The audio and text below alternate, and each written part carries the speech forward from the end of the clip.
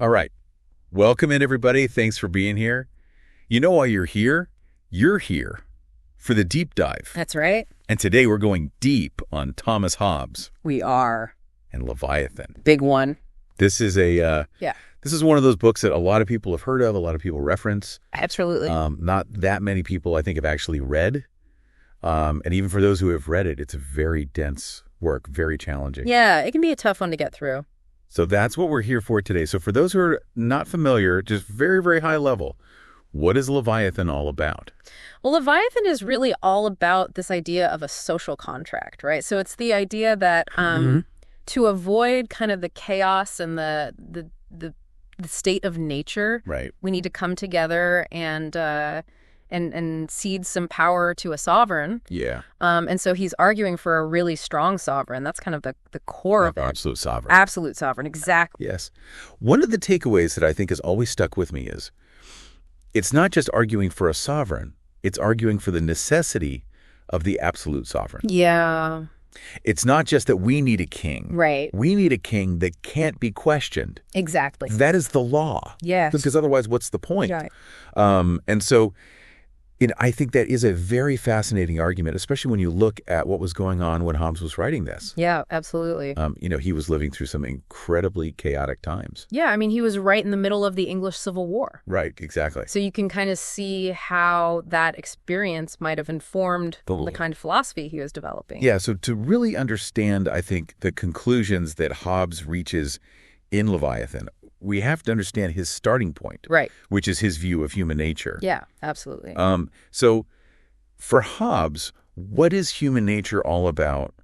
What are we at our core? So at our core, for Hobbes, we are all driven by self-interest. Right. He thinks that ultimately what drives all of our actions are our appetites, our desires, what we are averse to, what we're attracted to. And we determine what is good and bad. Exactly. Based on our own appetites and aversions. Yes. So what is good for you might be bad for me. Okay. And vice versa. Okay. And that's kind of the foundation of his whole system. Interesting. So there's no kind of objective morality or objective good? Not for Hobbes. Okay, so that's a very different place to start from than a lot of other thinkers. It is. But okay, so we all have these appetites, we all have these aversions, and there's no objective moral standard. Right. So then, what does that mean for how we interact with each other? Well, I mean, if you think about it, right, if everyone's just out for themselves and there's no kind of overarching authority, no one to kind of say what's right and wrong, it's going to be a pretty chaotic situation. It sounds kind of like every man for himself. Exactly. Yeah, that's what he calls the state of nature. And he describes this really vividly in Leviathan. Yeah. Paint that picture for us. What is the Hobbesian state of nature? Well, I mean, imagine a world where there's no government, no laws, no police, no courts, none of the institutions that we kind of take for granted. Right. It's every single person fending for themselves. There's no morality. There's no justice. There's just power. So it's not just that it's inconvenient. No. It's actually extremely dangerous. It's incredibly dangerous. Right. Yeah, Hobbes says that in this state of nature, life is solitary, poor, nasty, brutish, and short. Yes, that is the famous quote. And it's such a bleak depiction. But it does, I mean, when you really strip away all of the structures of civilization and think about, okay, well, what are we really left with? Yeah. If we are all just driven by these appetites and we are in the state of nature, also all relatively equal. Yeah, that's a key point, right? He says even the weakest person could potentially kill the strongest person. Through trickery. Through alliances, through any number of things. And this is actually really important to his argument. Yes. Because he's saying that even though there are obviously physical differences between people, when you introduce things like weapons and the ability to conspire, suddenly it levels the playing field quite a bit. It does. And that makes the state of nature that much more terrifying. Exactly, because you never know who to trust. You're constantly on edge. You're constantly looking over your shoulder, Right. So in that kind of environment, how do you even begin to build anything? You don't, and that's the point. Hobbes is saying that in the state of nature, there's no incentive to do any of the things that we associate with civilization. Right. There's no incentive to farm, to build houses, to create art. You can't trust anyone to uphold a contract. Exactly. So why would you bother? Right. You're just going to get, stabbed in the back as soon as you turn around. Right. So for those of you who like, Mad Max movies or post-apocalyptic scenarios, this is kind of the world that Hobbes is envisioning. Absolutely. So, not great. Not a good place to be. So, how do we get out of this mess? Well, this is where the social contract comes in, right? Yeah. This is Hobbes's big idea. And he argues that the only way to escape the state of nature is to give up some of our individual freedom and to transfer that power to a sovereign authority. So we're trading freedom for security. Essentially, yes. And so how does this actually happen? Like, who decides, okay, I'm giving up some of my power? Like, how does that... So he imagines it as kind of a collective agreement. Oh. Right. So it's not like, one day everyone wakes up and signs a contract. Right. It's more like a gradual realization that this is the only way to achieve peace and security. Okay, so it's almost like an unspoken agreement. Exactly. It's a tacit agreement where everyone kind of understands that. Okay, if we want to survive, if we want to flourish, we need some kind of rules. We need someone to enforce those rules. Wow. And we need to give up some of our own power to make that happen. So then how much power are we talking about? Well, this is where Hobbes gets, a little bit controversial. Right. He argues that the sovereign needs to have absolute power. Okay. So not just like a little bit of power? No, not just a little bit. Absolute power. Okay. So why absolute power? Why is that so essential to Hobbes's argument? Because he thinks that anything less than absolute power will inevitably lead back to the state of nature. Okay. So if the sovereign is weak, if they can be challenged, if there are factions that can rise up against them, then the whole system collapses and we're right back where we started. So this is why, he's not just saying we need a king or a president. Right. He's saying we need a king or a president that is the ultimate authority, no questions asked. Exactly. The sovereign's word is law. There's no appeal. There's no higher authority. And this, again, this is where, for people who are used to democratic systems, this sounds very foreign and even potentially dangerous. Right. Like, doesn't this just lead to tyranny? Well, that's the big question, isn't it? And it's a question that people have been debating for centuries since Hobbes wrote Leviathan. And we're going to get into that question of, how do we balance the need for security with the need for individual liberty, and how do we avoid tyranny? But before we do that, I want to kind of just lay out what Hobbes envisioned for the role of the sovereign. Right. So the sovereign has absolute power. What exactly does that mean the sovereign gets to do? So Hobbes gives a whole list of rights that the sovereign has. And these are rights that cannot be taken away, cannot be infringed upon by the subjects. So, for example, the sovereign has the right to make laws, whatever laws they deem necessary, for the good of the Commonwealth. They have the right to enforce those laws. To punish those who break the laws, they have the right to declare war, to make peace, to raise taxes, to appoint officials, all of these things that we would typically associate with government. And all of this without any oversight or accountability. Essentially, yeah. To anyone other than themselves. Right, because the sovereign is the ultimate authority. Yeah. There's no one above them to hold them accountable.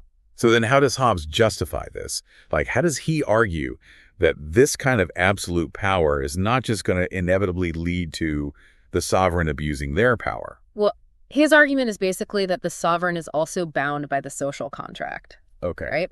So just as the subjects have given up some of their freedom in exchange for security, the sovereign has also made a commitment to rule justly and to provide for the common good. So he's not saying that the sovereign can just do whatever they want. No. There's still an obligation. There's still an obligation. To the people. Yeah, but it's a very different kind of obligation than we might think of today. Right, and there's no mechanism to enforce it if the sovereign decides to go rogue. Exactly, and that's the big problem, right? Right. Because if the sovereign decides to abuse their power, there's really nothing that the subjects can do about it. So at this point, I think it's worth pausing and kind of stepping back and thinking about, okay, how does this vision of the state that Hobbes is putting forward, how does that compare to the way that we think about government today? I mean, it's pretty radically different, right? I mean, most modern governments are based on this idea of limited government. Yeah. The idea that the government's power should be limited. Checks and balances. Checks and balances, exactly. Just separation of powers. Separation of powers, individual rights. Right. All of these things are designed to prevent any one person or institution from having too much power. Right. And this is the idea that, power corrupts. Yeah. And absolute power corrupts, absolutely. Right. And so we need to be very careful about how we structure our governments to make sure that power is distributed. But Hobbes is saying, no, that's exactly the wrong approach. Yeah, he would say that dividing power makes the government weak. Right. And that ultimately it's better to have a strong sovereign. Even if that sovereign might be a tyrant. Well, he would argue that the risk of tyranny is outweighed by the risk of chaos. So it's a trade-off. It is a trade-off, yeah. Security versus freedom. Yeah. And Hobbes is saying, in this case, security trumps freedom. Absolutely. Which, again, for a lot of people today, that's going to be a very difficult pill to swallow. It is, yeah. But I think it's important to understand where he's coming from. Right. And why he reached this conclusion. Yeah. Because if you start from his premises, right. If you start from this idea that human nature is fundamentally self-interested, and that the state of nature is this incredibly dangerous and chaotic place, right, then maybe absolute sovereignty starts to look a little bit more appealing. Yeah, it starts to look like the lesser of two evils. Right. Now, Hobbes does talk about liberty. He does. It's important to understand what he means by that. Yeah, his definition of liberty is very different from the way that we typically think of it today. So for Hobbes, liberty basically means the absence of external impediments. So you're free to do whatever you want, as long as the sovereign hasn't explicitly forbidden it. Okay, so it's freedom within the bounds of the law. Yes. Which is a very different conception of liberty. Right. Than, say, the American conception of liberty. Absolutely. Which is much more expansive. Yeah. And includes things like freedom of speech, freedom of religion, freedom of assembly, all of those things. That Hobbes doesn't really talk about. Right.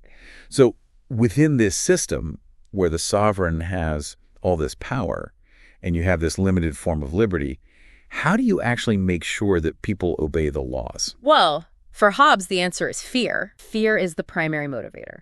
He thinks that people are more likely to obey the law if they're afraid of the consequences of breaking it. Okay, so it's not about morality. No. It's not about doing the right thing.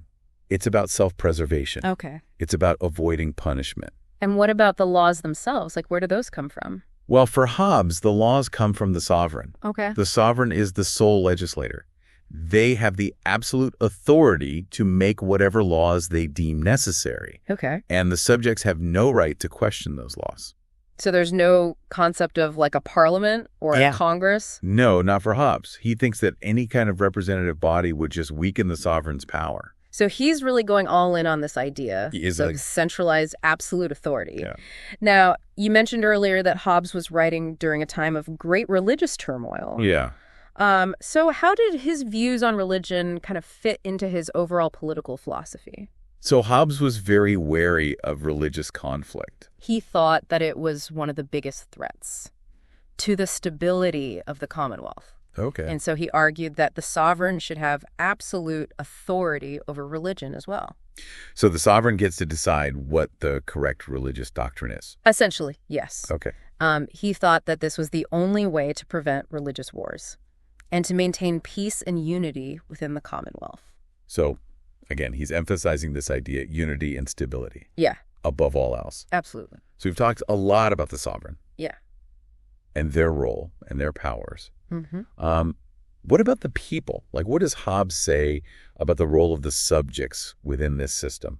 Well, the subject's primary duty is obedience. Okay. They are obligated to obey the sovereign's laws and to support the sovereign's policies. And they don't really have any recourse if they disagree. No, not really. With the sovereign. Okay, they've given up that right. So you're either in or you're out. Pretty much. So, it's a very stark kind of black and white system. Yeah. But I think it's a system that has been incredibly influential. It has. And it continues to be relevant. Absolutely. Even today. Yeah, I mean, even though most modern governments have rejected Hobbes's idea of absolute sovereignty, I think there are still a lot of people who are drawn to the idea of a strong leader who can provide order and security in a chaotic world. Especially in times of crisis. Exactly. You know, when people are feeling afraid and uncertain, they often look to a strong leader for reassurance. Absolutely. And so I think Hobbes's ideas are still very much alive. Yeah, they are. Even though we may not always recognize them. So kind of to wrap things up here. Sure. You know, we've been talking about Hobbes and Leviathan and this idea of the social contract. Yeah. And this trade-off between security and freedom. What do you think are some of the biggest takeaways for us today from Hobbes's work? Well, I think one of the biggest takeaways is that the question of how to balance security and freedom is a really difficult one. There's no easy answer. Right. And I think Hobbes forces us to really grapple with that question. He forces us to think about, okay, what are we willing to give up in exchange for security? Right. And what are the risks of giving up too much freedom? Yeah, and I think another takeaway is that, you know, Hobbes's view of human nature is a very pessimistic one. It is. But it's also a very realistic one in many ways. Right. I mean, we see examples all the time of people acting out of self-interest and of conflict and violence.